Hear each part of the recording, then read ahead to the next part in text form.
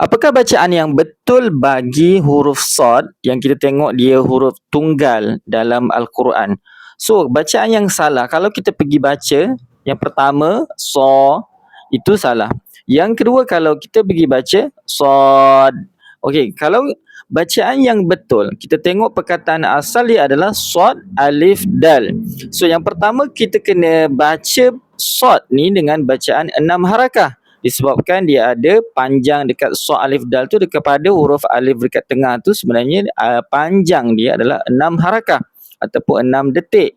So yang kedua pada huruf Dal dia ada sifat qalqalah. So kita tak boleh nak baca Shad tanpa bunyi qalqalah. Dia sepatutnya dibaca dengan Shad. So tapi bacaan qalqalah jangan pergi tekan sehingga keluar hamzah. Macam contohnya Shad de.